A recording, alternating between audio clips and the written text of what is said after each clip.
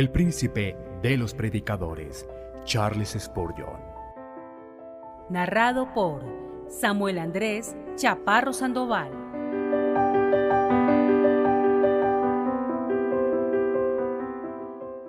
El poder con Dios. Sermón predicado la noche del jueves 16 de septiembre de 1875 por Charles Haddon Spurgeon en el Tabernáculo Metropolitano, Newington, Londres, y publicado el jueves 8 de marzo de 1906. Has luchado con Dios.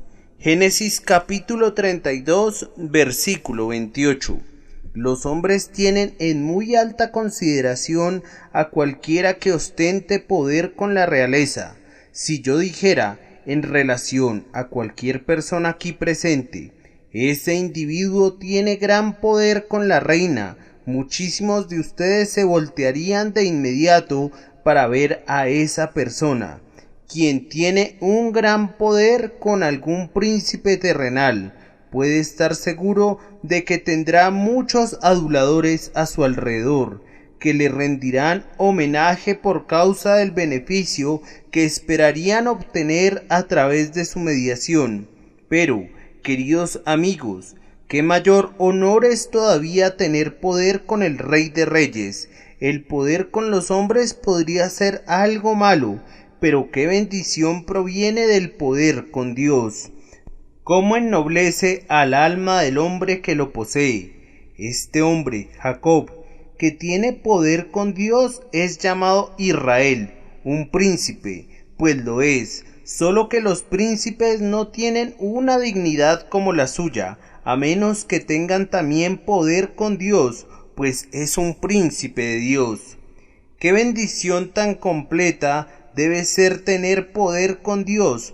Pues quien tiene poder con Dios tiene que tener poder con los hombres. Las criaturas deben someterse allí donde el Creador mismo ha cedido. Si puedes prevalecer con el Maestro, puedes estar seguro de prevalecer también con sus siervos. El hombre que tiene poder con Dios está a salvo. Si Dios es por nosotros, ¿quién contra nosotros? Ningún arma que sea apuntada contra ese hombre puede prosperar, y más bien puede condenar a cada lengua que se alce contra él en juicio, pues teniendo poder con Dios, será capaz de plantar su pie sobre el cuello de sus adversarios y reinar sobre quienes se rebelan contra él.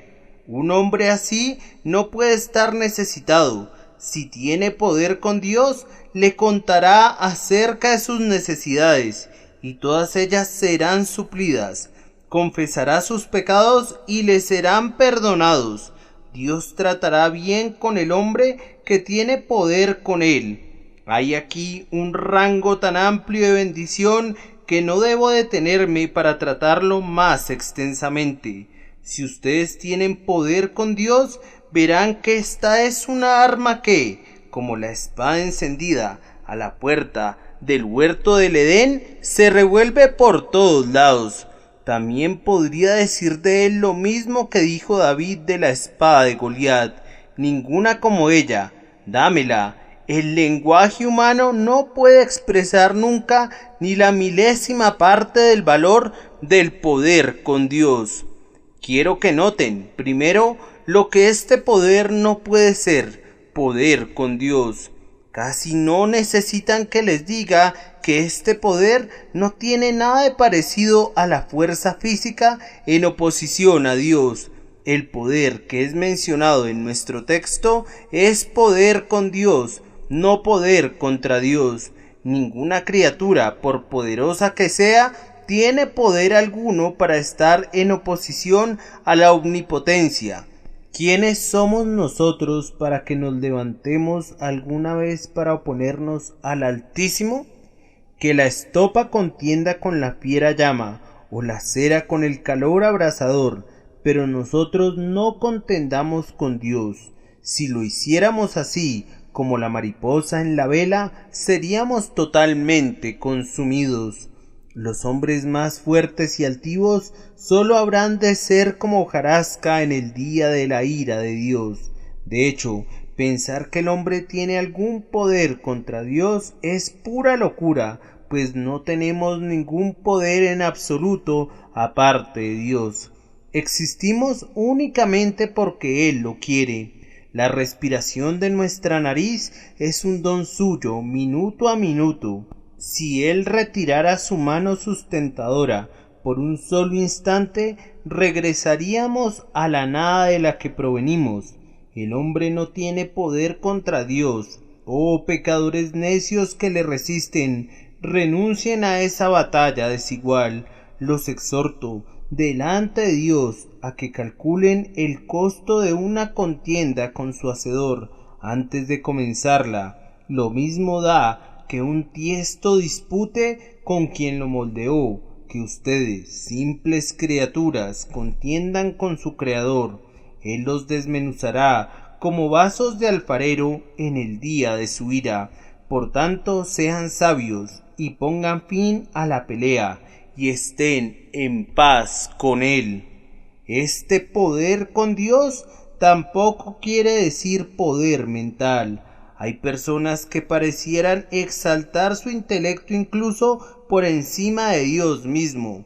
Es algo excelente ser dotado con poderes de argumentación y tener una aguda facultad de razonamiento, pero al mismo tiempo, para algunas personas estas son posesiones muy peligrosas.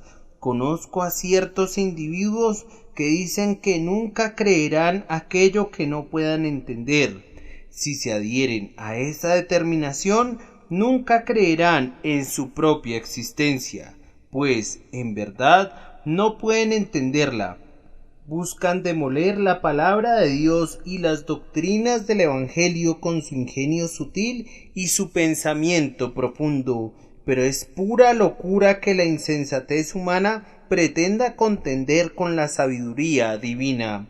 Que los hombres consideren que sus intelectos son un digno contrincante de la omnisciencia de Dios equivale a la demencia llevada al punto culminante, pues lo insensato de Dios es más sabio que los hombres. Tanto la sencillez del Evangelio, que es muy sencillo, como la locura de la predicación, que en la consideración de algunas personas es total necedad, obtendrán la victoria, mientras que quienes se imaginan que son sabios resultarán ser necios. Hermanos y hermanas, no debemos intentar arguir nunca ningún caso en oposición a la voluntad de Dios, pues no podemos tener ningún poder con Él de esa manera. Hemos de someter siempre nuestro juicio a la enseñanza de su palabra, y conformar nuestra voluntad a su voluntad. Si pensáramos alguna vez que un cierto curso es el mejor, pero que fuera evidente por la obra de la providencia de Dios que Él no lo considerara así, no sostengamos ningún debate con Él ni por un instante, sino que debemos decir como David: enmudecí, no abrí mi boca, porque tú lo hiciste. Si Dios hace algo, eso nos basta. Si Dios dice algo, eso nos basta, en vez de alegar y razonar. Escrito está, o dijo Dios, no deben bastar para dirimir cualquier dilema que concierna al cristiano. Es casi indispensable decir, en estos días de superstición, que nadie puede tener algún poder mágico con Dios, pues, si bien en estos tiempos la gente se sentiría avergonzada de confesar que cree en las artes mágicas. Sin embargo, algo muy semejante a eso pareciera subsistir todavía en la humanidad. Las personas suponen que hay alguna eficacia en la mera repetición de ciertas palabras. Estoy seguro de que han de pensar así, pues no ponen su corazón en sus palabras, sino que están contentos si han golpeado a través de una breve plegaria o de alguna forma establecida de oración. Otra suposición es que la oración es mucho mejor cuando es ofrecida por un cierto individuo que es ordenado para esa labor especial, así que quienes están enfermos mandan a llamar a un oficial para que venga y ore por ellos. Yo he escuchado a menudo esa expresión, como si se pensara que dicha persona, cuando lee una oración de un libro, pudiera, por una suerte de magia, hacer bien al enfermo. Oh señores, las meras palabras ensartadas en una ristra, ya sea que estén en hebreo, en griego, en latín o en inglés, no sirven de nada delante de Dios. Es la expresión del corazón lo que Él oye, y no deben imaginar nunca que hay alguna excelencia en un cierto arreglo de letras y sonidos, o que ciertos individuos, mediante el uso de estas palabras, pueden atraer de lo alto las bendiciones. Oh no, Jacob no poseía ningún abracadabra, ni talismán, ni magia, ni hechizo, ni encanto, y Dios no quiera que ustedes y yo seamos jamás semejantes paganos como para creer que hay poder alguno con Dios en tales cosas. Necedades de este tipo no pueden prevalecer ante Dios para que Él otorgue sus bendiciones. Él las aborrece por completo. Y, además, cuando hablamos de tener poder con Dios, no hemos de suponer que hay algún hombre que pueda tener algún poder meritorio con Dios. Algunas personas han pensado que un hombre puede alcanzar un cierto grado de mérito y que, entonces, recibirá bendiciones del cielo si ofrece un cierto número de oraciones, si hace esto o siente aquello o sufre lo otro, entonces gozará de elevado favor con Dios. Muchos están viviendo bajo este engaño y, a su manera, están tratando de conseguir poder con Dios por lo que son, o por lo que hacen, o por lo que sufren. Piensan que alcanzarían poder con Dios si sintieran más el pecado, o si lloraran más, o si se arrepintieran más. Se trata siempre de algo que tienen que hacer, o de algo que han de generar en sí mismos, que deben traer delante de Dios, para que, cuando Él lo vea, diga: ahora voy a tener misericordia para contigo, y voy a concederte la bendición que imploras. Oh queridos amigos, todo esto es contrario al espíritu del Evangelio de Jesucristo. Hay mucho más poder con Dios en el humilde reconocimiento de la condición pecaminosa que en un jactancioso reclamo de limpieza. Mucho más poder al suplicar que la gracia perdone que en pedir que la justicia sea recompensada, porque cuando argumentamos nuestro vacío y nuestro pecado, estamos argumentando la verdad. Pero cuando hablamos de nuestra bondad y de nuestros actos meritorios, argumentamos una mentira, y las mentiras no pueden tener nunca algún poder en la presencia del Dios de la verdad.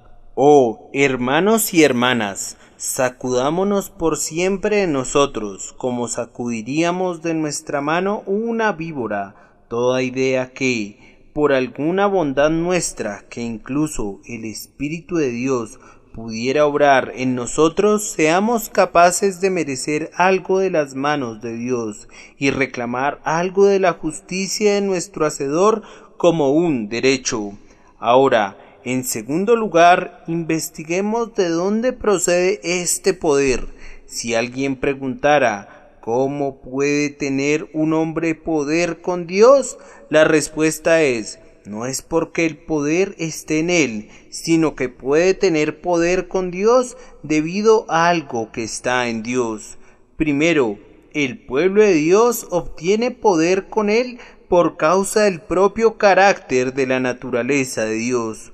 Ustedes verán pronto lo que quiero decir. ¿Has visitado alguna vez a una familia sumida en las profundidades de la pobreza, encontrándola con unos cuantos harapos con los que duermen, sin nada en su alacena, con un niño moribundo por falta de alimento? Su madre y su padre son semblantes decaídos y te dicen que en las últimas 48 horas no han comido absolutamente nada. ¿Y no sentiste que tuvieron poder sobre ti, de tal forma que no pudiste evitar socorrerles? Estoy seguro de que así ha sido. Si tienes un corazón tierno y eres de un espíritu generoso y misericordioso, el poder que tienen sobre ti no se origina en sus riquezas, sino que es totalmente lo contrario, se origina en su pobreza. Su poder sobre ti no radica en que sean respetables y prósperos, sino que es todo lo contrario, ya que el poder sobre ti radica en que se encuentran sumidos en la abyecta miseria. Su miseria tiene poder para excitar tu piedad, debido a que los ves en un estado tan triste. Tú, que eres un hombre de espíritu compasivo, eres movido de inmediato a tratar de socorrerles. Hay muchos espectáculos de sufrimiento y aflicción en este mundo, que incluso un hombre fuerte no puede soportar mirar, especialmente si es incapaz de aliviar a quienes están sumidos en la zozobra. Ahora, si nosotros, siendo malos, reaccionamos ante la contemplación de la miseria humana, ¿cuánto más no es movido a la piedad por la misericordia de sus hijos nuestro Padre Celestial, que es todo bondad y ternura y delicadeza y amor? Siempre que ustedes y yo vengamos a Él, es sabio que argumentemos delante de Él nuestra debilidad, para que tenga piedad de nosotros y nos haga fuertes, que argumentemos nuestra pobreza para que tenga piedad de nosotros y nos enriquezca, que argumentemos nuestra terrible necesidad para que tenga piedad de nosotros y supla toda nuestra necesidad, nuestro abatimiento, nuestro corazón desfallecido, nuestro espíritu trémulo, nuestra completa nada. De esta manera tendremos poder con Él. Si han acostumbrado visitar al pobre, ustedes saben cómo aquellos que han llegado a ser veteranos en recibir caridades nunca exponen primero su mejor pierna cuando quieren impresionarte con un debido sentido de su necesidad. Si tuvieran algo en la casa, se cuidarían de que no lo vieras. Si hubiera habido cualquier mejora en sus circunstancias desde que los visitaste la última vez, tendrías que pescar un buen rato antes de descubrirlo, pero son muy propensos a mostrar el lado negro de su caso, porque su poder radica precisamente en eso con quienes tienen un corazón generoso. Y así, hermanos, nuestro poder con Dios cuando acudimos a Él como pecadores no está en lo que somos, sino en lo que Dios es. Él es amor, es misericordia, es ternura, es delicadeza. Él no quiere la muerte del pecador, sino que se deleita en mostrar su misericordia salvadora y en manifestar la abundancia de su gracia. El cimiento de nuestro poder con Dios debe apoyarse siempre en el amor y la ternura de Dios. Él es susceptible de piedad, sí, Él es la ternura misma. Él es un Dios de compasión y, por tanto, esa es la razón por la que los pobres y débiles hijos de Adán tienen poder con Él. Pero obtenemos una visión adicional de la fuente de la que proviene este poder con Dios cuando llegamos al siguiente punto, es decir, a la promesa de Dios. Dios ha querido decir en su palabra que Él hará esto y lo otro, y que dará esto y aquello. Él era muy libre una vez de hacer lo que quisiera, pero ahora que Dios nos ha dado su promesa, ya no es libre de quebrantarla, y sería inconsistente con sus gloriosos atributos si lo hiciera. Tampoco dejará también sin cumplimiento una sola sílaba que hubiere brotado de su boca. Cuando Dios dio su promesa, se puso efectivamente a sí mismo, por decirlo así, en poder de quienes saben cómo argumentar la promesa. Cada promesa es una dosis de vigor dada al hombre que tiene fe en esa promesa, pues con ella puede vencer incluso al propio Dios omnipotente. Vamos, hermanos, si su carácter es lo que debiera ser y una persona se acercara a ustedes y les dijera: tú prometiste darme tal y tal cosa, ¿acaso la persona que puede decir eso no tiene poder sobre ustedes hasta el límite máximo de su promesa?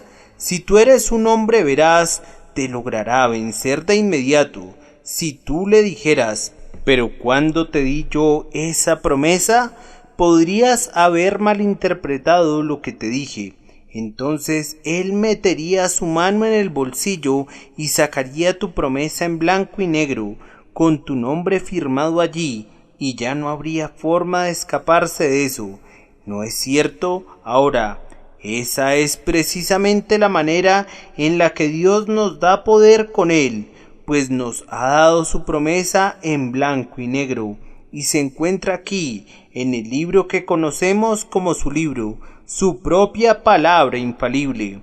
Es una bendición poder llegar delante de Dios de rodillas y poner tu dedo en una promesa que está en la Biblia y decir: Señor, esto es lo que has prometido que harás. Yo te suplico que lo hagas, porque tú eres el Dios de la verdad. Yo sé que tú no puedes mentir, así que te recuerdo tu promesa y te suplico que hagas como has dicho.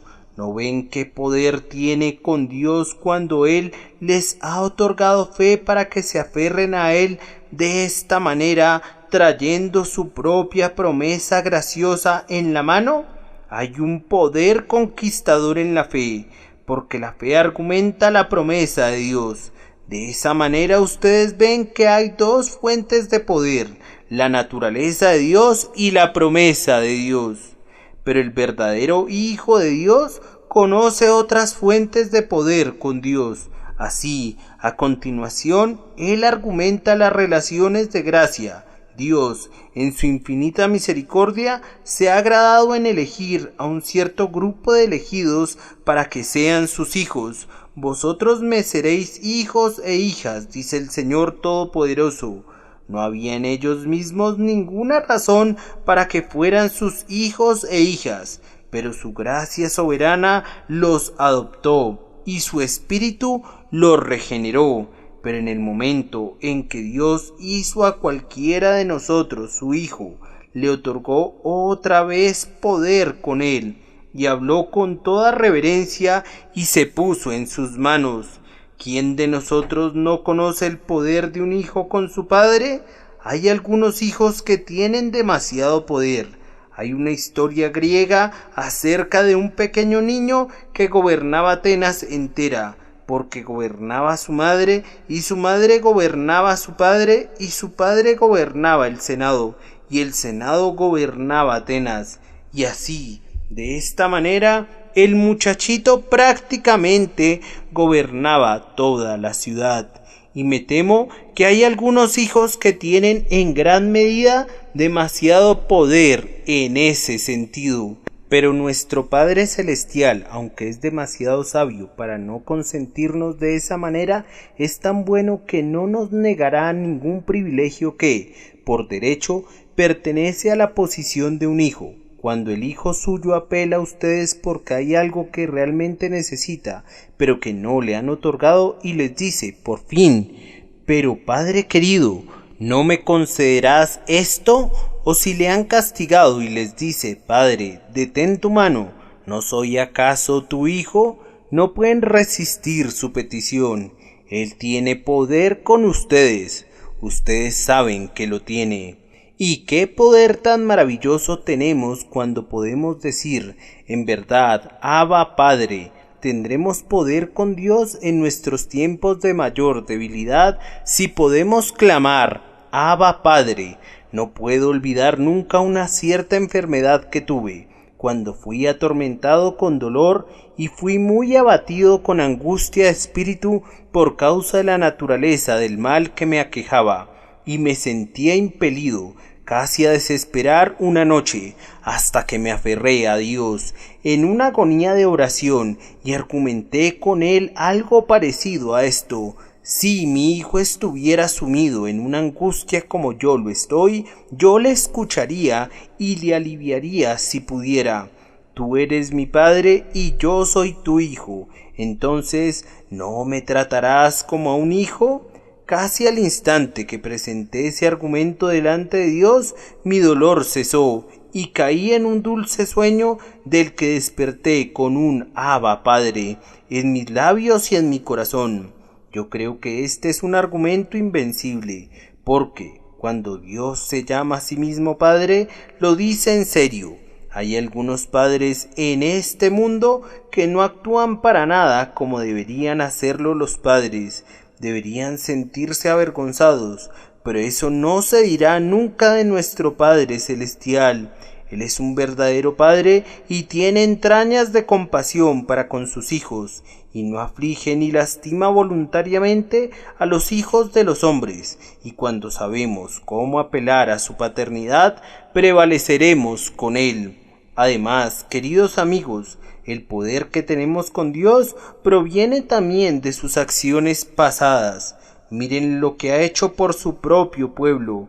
Primero, Él lo escogió bien. Entonces, como Él lo escogió, no puede desecharlo, porque Él es un Dios inmutable. Como Él hizo su elección, la mantiene. Pablo pregunta: ¿ha desechado Dios a su pueblo? Y Él responde a su propia pregunta: ¿no ha desechado Dios a su pueblo, al cual desde antes conoció? Eso es lo que no ha hecho nunca. Luego, además de elegirnos, Él también nos ha redimido, y después que nos redimió de la destrucción por la sangre de su Hijo, ¿puede permitir que nos perdamos? ¿Podría pagar por nosotros tal precio y, sin embargo, desentenderse de guardarnos hasta el fin? Eso no puede ser. Cuando entregó a su Hijo como recompensa por nosotros, en verdad se puso en nuestras manos, pues el que no escatimó ni a su propio Hijo, sino que lo entregó por todos nosotros, ¿cómo no nos dará también con Él todas las cosas? Basta que sepas que Dios entregó a su Hijo por ti, querido amigo, que sepas que Jesucristo es tuyo, y entonces la lógica de tu oración es bastante clara y bastante potente cuando dices: ¿qué podrías negarme, oh Padre mío? Tú me has dado a tu Hijo, entonces por su sangre y heridas, por su vida y muerte, y por la gloria de la resurrección, concede a mi espíritu la gracia que necesita, puesto que tú me has dado a Jesucristo. ¿No ven, queridos hermanos y hermanas en Cristo, que cada misericordia que Dios les ha otorgado les da poder sobre Él? Por eso ustedes cantan con John Newton: su amor en tiempos pasados me prohíbe pensar que me abandonará al final para que me hunda en la tribulación. Cada dulce benecer al que paso revista confirma su disposición de ayudarme por completo. Si ha hecho tanto por nosotros, ¿acaso no hará más todavía? ¿Acaso cada bendición que es otorgada por Dios no nos llega con este mensaje de su boca? Vendrán más cosas todavía, y no podemos estar muy seguros de que Él, que nos ha bendecido ahora durante 40 años o durante 50, 60, 70, y veo algunos que han sumado 80 años y que han tenido la bendición de Dios todo el tiempo, entonces, ¿acaso no se ha comprometido y obligado por todos estos años de favor y misericordia a bendecirles incluso hasta el final? Ciertamente así es. Ahora noten, en tercer lugar, cómo puede ser ejercido este poder con Dios por los cristianos. ¿Qué forma toma el poder con Dios? Por supuesto que toma la forma de la oración. Los cristianos ejercen el poder que tienen con Dios cuando se acercan a Él para pedir bendiciones para ellos y para otros, pero no todo el que ora tiene poder con Dios o sabe cómo usar el poder que realmente existe. ¿Cuál es la gente que tiene realmente poder con Dios? Les diré: primero, este poder es ejercido por quienes son profundamente sensibles de su propia debilidad. Nadie que piense que es fuerte tiene poder con Dios, excepto en el sentido en el que Pablo escribió: cuando soy débil, entonces soy fuerte. Yo tengo una idea y pienso que la escritura la apoya, y es que Jacob luchó muy intensamente con el ángel, aunque no obtuvo la victoria sino hasta que el ángel tocó en el sitio del encaje de su muslo y provocó que el muslo se descoyuntara. Entonces, cuando Jacob no pudo estar más de pie, al momento de caer se aferró con toda su fuerza al ángel, como si quisiera derribarlo también, ya que debía caer. Y el peso de Jacob era mayor aún porque no podía estar de pie. Su misma debilidad fue un elemento de su fuerza, y ese momento de debilidad fue el momento de su victoria. Ahora, si acuden a Dios sintiendo que están parcialmente llenos, Él no los llenará, sino que esperará hasta que estén muy vacíos. Antes de que derrame su bendición en ustedes, Él no mezclará aceite con agua, y hasta que hubiere vaciado toda el agua de la vasija, no comenzará a derramar su aceite o su vino. Cuando sienten que tienen un poco de fuerza para orar, pienso que es muy probable que no tengan poder con Dios, pero cuando se llega al punto en que claman: «Oh Dios, yo no puedo hacer nada, todo mi poder es convertido en completa debilidad, soy conducido a la necesidad más extrema», entonces, en la propia desesperación de su debilidad, se aferran al Dios que hace las promesas y, por decirlo así, derriban al ángel y obtienen la bendición, como lo hizo Jacob. Es su debilidad la que obtiene la bendición, no su fortaleza. ¿Han tratado alguna vez de acudir a Dios como un hombre plenamente santificado? Yo lo hice una vez. Había escuchado a algunos de los hermanos perfectos que van viajando al cielo en tren de alto nivel, y se me ocurrió probar su plan de oración. Acudí al Señor como un hombre consagrado y santificado. Toqué a la puerta. Yo estaba acostumbrado a conseguir la admisión al primer llamado, pero esta vez no la conseguí. Toqué otra vez y seguí tocando, aunque no me sentía muy tranquilo en mi conciencia acerca de lo que estaba haciendo. Por fin, clamé ruidosamente para que me dejasen entrar, y cuando me preguntaron quién era yo, respondí que era un hombre perfectamente consagrado y plenamente santificado, pero ellos replicaron que no me conocían. El hecho era que nunca me habían visto antes en ese carácter. Por fin, cuando sentí que tenía que entrar y tenía que alcanzar una bendición, toqué otra vez, y cuando el centinela de la puerta preguntó «¿Quién anda allí?», respondí «Yo soy Charles Spurgeon, un pobre pecador que no tiene ninguna santificación y perfección propias que argumentar, pero que confía únicamente en Jesucristo, el Salvador de los pecadores». El portero dijo «Oh, ¿eres tú? ¿No es cierto? Entra, te conocemos lo suficiente, te hemos conocido todos estos años». Y entonces entré directamente. Yo creo que esa es la mejor manera de orar y la manera de tener éxito. Cuando vistes tus mejores galas y llevas tus altos moños, es cuando el Señor no te conoce. Cuando te hayas quitado todo eso y acudas a Él tal como acudiste al principio, entonces puedes decirle: «Siendo una vez un pecador cercano a la desesperación, busqué tu propiciatorio por medio de la oración».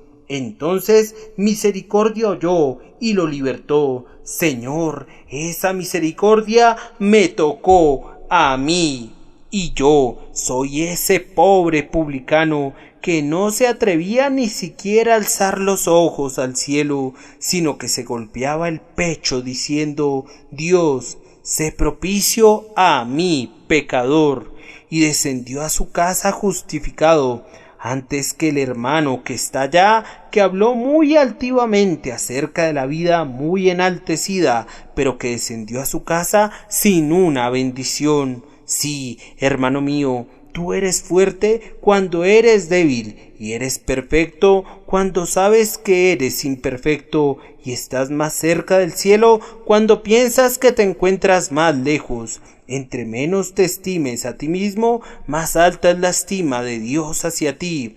Además, para tener poder con Dios, debemos tener una fe simple. Nadie que dude puede prevalecer con Dios. La promesa no es para quien es irresoluto, pues Santiago dice: no piense pues quien tal haga que recibirá cosa alguna del Señor. El hombre que obtiene la bendición es el que cree plenamente en la promesa de Dios y que cree en ella de tal manera que actúa de acuerdo a esa fe.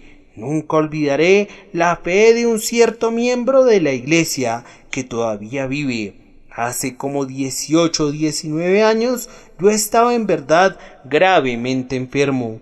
La mayoría de la gente pensaba que me iba a morir, pero una mañana, muy temprano, este buen hermano vino a mi casa y solicitó ver a mi esposa. Era justo al amanecer, y cuando ella lo recibió, él le dijo: he pasado toda esta noche luchando con Dios por la vida de su esposo.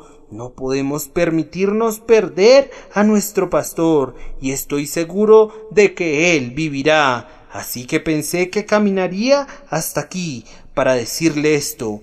Muchas gracias, le respondió mi esposa. Estoy muy agradecida por sus oraciones y por su fe. No es cualquiera el que puede orar a Dios así, y fallamos en obtener las bendiciones que buscamos porque no oramos de esa manera. Pero, queridos hermanos y hermanas, si creyéramos en Dios, tal como creemos en nuestros amigos, si tuviéramos la misma confianza en Dios que le brindamos a nuestros esposos y a nuestras esposas, cuán potentes seríamos en la fe. Él merece 1000 veces más confianza de la que podamos depositar jamás en el mejor de nuestros parientes o amigos, y si tuviéramos fe en sus promesas, prevaleceríamos con certeza. Si confían en Él, no les fallará. Es posible que incluso un buen hombre le falle al que confía en Él, pero es completamente imposible que Dios le falle al alma que ha confiado en Él. Estoy seguro de que si nosotros, los ministros, simplemente creyéramos más en Dios y predicáramos con más fe, Él nos honraría más. Me imagino que si Dios nos diera bendiciones de Pentecostés, se vería que muchos de nosotros no estamos listos de ninguna manera para recibirlas. Supongan que hubiera 5000 personas convertidas en un día aquí.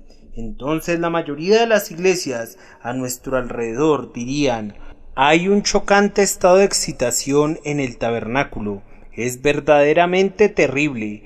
Los hermanos muy centrados sentirían que nos habríamos unido al arminianismo o a algún otro error.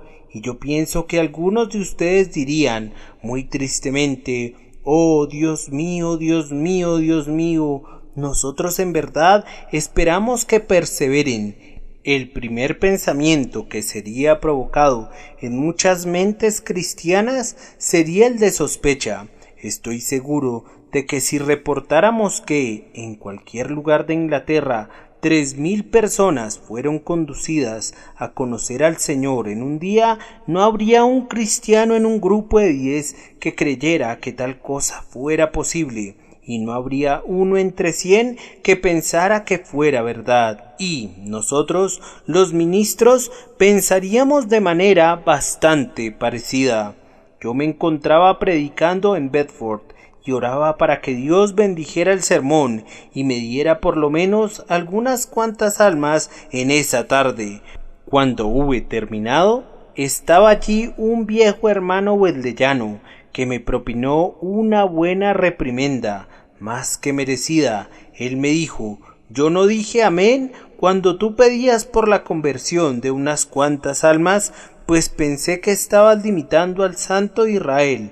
¿Por qué no oraste con todo tu corazón para que fueran salvos todos ellos? Yo sí lo hice, agregó, y esa es la razón por la que no dije amén a tu mezquina oración. Con frecuencia se da el caso que nosotros, los predicadores, no honramos a Dios, pues no creemos que Él dará grandes bendiciones y, por tanto, Él no nos honra dándonos esas grandes bendiciones. Pero si nos mantuviéramos adheridos a la verdad y tuviéramos una confianza más firme en que la palabra de Dios no regresará vacía a Él jamás, Él haría cosas muchísimo mayores por nosotros de las que hubiera hecho hasta ahora. A este sentido de nuestra propia debilidad y nuestra plena fe en Dios, debemos agregar la sincera atención a su palabra. Hermano, no puedes esperar que Dios te escuche si tú no quieres escucharle, y cuando le pides a Dios, no debes imaginar que Él te dará todo lo que le pidas si tú no le das lo que Él te pide. Si un hombre ama el pecado, sus oraciones no pueden prosperar con el Dios de santidad. Cuando Dios le dice a un hombre, debes hacer tal y tal cosa, y el hombre responde, yo no voy a hacerlo, la siguiente vez que acuda a Dios en oración, es muy probable que el Señor le diga, como tú no hiciste como yo deseaba, yo no haré como tú deseas. La tolerancia de cualquier pecado conocido nos priva del poder con Dios, y el descuido de cualquier deber conocido impide al hombre que tenga éxito cuando está de rodillas. Si quieres prevalecer con Dios, has de tener una conciencia sin ofensa. Deben acudir delante del Señor confesando su pecado y diciendo, oh Señor, ayúdame a hacer tu voluntad en todas las cosas. Estoy perfectamente dispuesto a hacerlo y deseo ser tu siervo leal y obediente en todas las cosas. Si hicieran eso, descubrirían que cualquier cosa que pidieran con fe en la oración, la recibirían. En adición a todo lo que he dicho, el hombre que ha de prevalecer con Dios debe ser un hombre que es terriblemente decidido. ¿Qué hombre tan decidido fue Jacob en aquella noche de lucha? ¡Qué grandiosa expresión fue aquella! No te dejaré si no me bendices. Por decirlo así, las oraciones frías, en efecto, le piden a Dios que no las escuche. Cuando oran por alguna cosa, si no prestan su petición con sinceridad y fervor, no pueden esperar que el Señor los escuche. Algunas personas, cuando oran, se asemejan a los niñitos de las calles, que tocan al pasar una puerta y se escabullen. Pero el hombre que ora rectamente se aferra a la albada de la puerta de la misericordia y toca, y si no hay respuesta toca una y otra vez, y si todavía entonces no hay una respuesta, vuelve a tocar, y otra vez, y otra vez, y otra vez, y otra vez, y entre más tenga que esperar, más ruidosamente vuelve a tocar hasta que, por fin, pensarías que iba a tomar por asalto la casa y que haría saltar los postes de las puertas de sus lugares, que ya toca tan fuerte. Ese es el tipo de hombre que tiene éxito con Dios, el hombre que no deja ir al Señor mientras no le bendiga.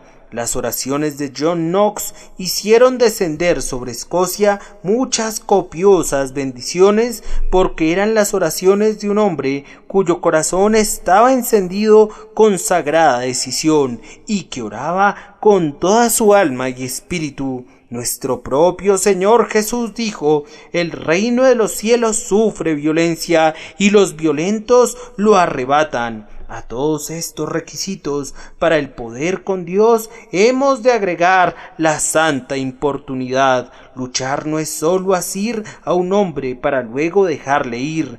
Me pregunto cómo asió Jacob aquel hombre que luchó con él hasta que rayaba el alba. Les garantizo que lo aferraba con firmeza, y me parece que algunas veces se trataba de trabajo de las piernas, y luego de trabajo con el brazo, y luego de trabajo con la cintura. pues cuando los hombres luchan con firme decisión, todos sus nervios y músculos y huesos y todos los miembros del cuerpo son ejercitados. Eso debe de haber sucedido con Jacob aquella noche, que se mantuvo aferrado firmemente al ángel, diciendo en su alma: si no es que con sus labios, tengo la intención de quedarme contigo toda la noche y luchar hasta que raye el alba. Y, por tanto, la bendición le fue dada, porque prosiguió esforzándose por conseguirla. Hay algunas misericordias que no serán otorgadas nunca, excepto como respuesta a la oración perseverante e importuna. Oh hermano, oh hermana, si sabes cómo seguir argumentando, tú eres quien tiene poder con Dios. Serás llamado Israel si puedes pasar la noche entera en una importunidad creyente, humilde, determinada y resuelta. La bendición debe venir si sientes que no puedes prescindir de ella, porque quieres que te sea otorgada para la gloria de Dios. Y queridos amigos, hay gran poder con Dios cuando, en la oración inoportuna, llegamos al final a un ruego lloroso. En Oseas capítulo 12, versículo 4, el profeta nos informa que Jacob venció al ángel y prevaleció, lloró y le rogó. Moisés no nos dice eso en el libro de Génesis, pero Oseas tenía también la inspiración del Espíritu Santo y nos da esta interesante descripción sobre la lucha de Jacob, que lloró. Me parece ver al patriarca cubierto de sudor por causa de sus grandes esfuerzos en la lucha, pero en adición a eso, su corazón está quebrantándose en su interior, y él está suspirando y clamando todo ese tiempo, y las ardientes lágrimas están cayendo en la mano del ángel, y pienso que fueron las lágrimas las que finalmente obtuvieron la victoria. Ustedes recuerdan que, cuando nuestro Señor Jesucristo se encontraba en el huerto de Getsemaní, ofreciendo ruegos y súplicas con gran clamor y lágrimas al que le podía librar de la muerte, fue oído a causa de su temor reverente, y el hombre que sabe cómo llorar, si no con un llanto, si con lágrimas espirituales, el hombre cuya alma se ve incitada a una apasionada agonía de deseo, es el hombre que tiene poder con Dios. Si tuviéramos miembros de ese tipo en esta iglesia, yo creo que contamos con muchos miembros que realmente lloran por las almas de los pecadores. Son los hombres y mujeres que harán descender la bendición en respuesta a sus oraciones y lágrimas.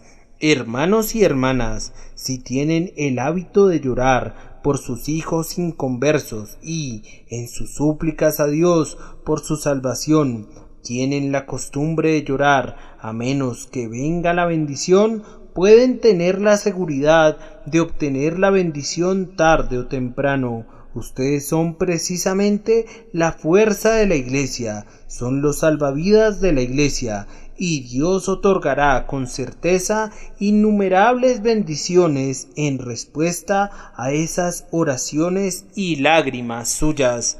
Que tengamos muchos miembros con ese perfil, pues son gente que tiene poder con Dios. Concluyo notando brevemente qué uso se le puede dar a este poder.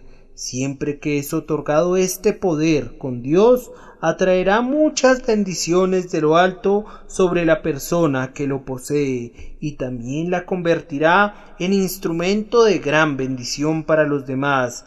Mi tiempo casi se ha agotado, así que solo voy a reflexionar sobre el segundo punto. Abraham era un hombre que tenía poder con Dios, pero por allá estaba Lot viviendo en Sodoma, justo como muchísimos cristianos profesantes lo están haciendo hoy en día. Espero que sean pueblo de Dios, pero no puedo entenderlos. Les gustan las diversiones mundanas y gozan con la conversación mundana. Son como Lot en Sodoma. Me pregunto cómo pueden soportar esa atmósfera asquerosa en la que viven. A menudo he repetido que la gracia de Dios puede vivir donde yo no puedo vivir. Hay algunas personas con las que no me gustaría convivir y, sin embargo, confío que la gracia de Dios está en ellas. Al menos así lo espero y no debo juzgarlas. Pero, queridos hermanos, si alguna vez esa parte de la iglesia que es como Lot en Sodoma obtiene una bendición, tiene que ser por medio de ustedes que son como Abraham y tienen poder con Dios. Oren por sus pobres hermanos inconsistentes, supliquen al Señor que les impida adentrarse más en el camino del pecado. Pídanle al Señor que no sean destruidos con Sodoma en el día de su venganza, y el Señor los escuchará y sacará a Lot de Sodoma salvo, aunque pudiera ser que Lot tenga que perder todo lo que posee y perder a su esposa también antes de que salga. Ustedes lo sacarán si saben cómo orar por él. Moisés era otro hombre que tenía poder con Dios. Ustedes recuerdan que cuando los israelitas hicieron un becerro de oro, el Señor le dijo a Moisés: ahora pues, déjame que se encienda mi ira en ellos y los consuma, y de ti yo haré una nación grande. ¿Acaso no fue esa una maravillosa oportunidad para Moisés? Él habría de ser constituido en una gran nación, y todo el resto de la gente debía ser destruida. Pero ustedes recuerdan cómo argumentó Moisés con el Señor, y no argumentó en vano. El Señor le dijo: ahora pues, déjame que se encienda mi ira en ellos y los consuma. Pero pareciera que Moisés se levantó y asió la mano de Dios en la que sostenía su vara de venganza, y por fin el Señor le dijo que perdonaría a la nación y la guardaría en respuesta a la súplica de Moisés, el hombre que tenía poder con Dios. Y estaba también Aarón cuando la plaga estalló entre el pueblo que había murmurado contra él y contra Moisés, y miles de personas estaban siendo eliminadas. Al mandato de Moisés tomó un incensario y lo llenó de carbones hirvientes y de incienso, y corrió hasta el centro de la congregación, justo allí donde la ola de muerte había sobrevenido, y se puso entre los muertos y los vivos, y cesó la mortandad, pues Aarón, el sumo sacerdote, con su incensario, tenía poder con Dios. El Señor Jesucristo, el grandioso antitipo de Aarón, está ejerciendo continuamente este poder en favor de su pueblo, y también ayuda a algunos de sus siervos a hacer la misma obra, por ejemplo, a Martín Lutero. Cómo parecía estar con el incensario del Evangelio entre los vivos y los muertos, y en otros tiempos tenebrosos y otras edades peligrosas. Dios ha levantado a muchos siervos eminentes a quienes les ha dado el mismo incensario del Evangelio, que exhala un dulce olor de Cristo conforme lo merecen, también de un lado al otro, colocados entre los vivos y los muertos. Oh, que Dios concediera poder a muchos de ustedes, queridos hermanos y hermanas en Cristo, en formas parecidas a estas. Recuerden el poder que tuvieron los primeros cristianos con Dios para sacar de la prisión a Pedro. Si ustedes tienen poder con Dios, es un motor que pueden encender de todo tipo de maneras para bendición de sus compañeros cristianos y de los pobres pecadores perdidos.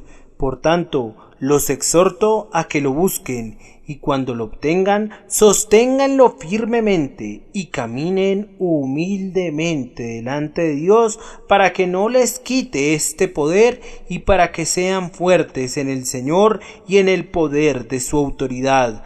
Por Jesucristo nuestro Señor. Amén.